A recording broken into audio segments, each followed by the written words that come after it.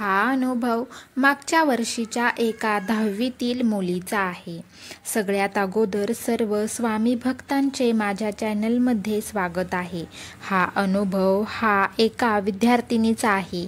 ती म्हणते, लहानपणापासून मला अभ्यासाची खूप आवड होती. मला घरचे सुद्धा पॉझिटिव्ह होते. मला सपोर्ट करायचे प्रत्येक गोष्टीमध्ये. मला प्रत्येक विषयात चांगले मार्कसुद्धा पडायचे. मी 10वीला गेल्यावर एक झाली का एक अशी संकट येऊ लागली आणि माझ्या अभ्यासावर त्याचा परिणाम होत होता.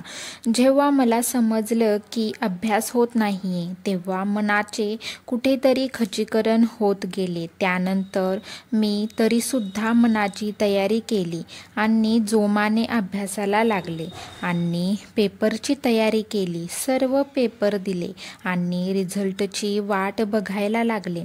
मला सुद्धा वाटायचे की अभ्यास चांगला झाला आहे म्हणजे निकालसुद्धा चांगला येईल. पण इथे सर्व काही उलटे झाले होते.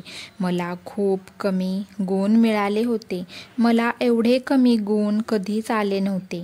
तेव्हा मला मी नाराज झाले की काय सांगू. एवढे मनाचे खच्चीकरण या अगोदर कधीच झाले नव्हते. मन खूप नाराज होतं. तेव्हा मला अचानक कावीळसुद्धा झाली. तब्येतीवर त्याचा परिणाम खूप वाईट झाला. तेव्हा माझी आईला मी रोज तारक मंत्र म्हणताना बघायचे आणि कसं काय माहीत नाही. मला सुद्धा वाटले की मी तारक मंत्र म्हणावा आणि मी स्वामींना एकच विनंती केली की स्वामी, इथून पुढे माझ्या आयुष्यात सर्व चांगलंच घडू द्या. आणि मी रोज न चुकता तारक मंत्र म्हणायला सुरुवात केली. माझी आई सुद्धा सेवा करत होती. तेव्हा काही दिवसांनी माझे शिक्षकांचा फोन आला आणि त्यांनी सांगितले की आता पुण्यामध्ये अमुक कॉलेजमध्ये तिथे तुझा नाव आलं आहे आणि पैसे सुद्धा लागणार नाहीत. मग सुंदर कॉलेज आहे. तेव्हा मी खूप खुश झाले होते. हे ऐकून मला वाटायचं की साक्षात स्वामींनी हा चमत्कार केला असावा.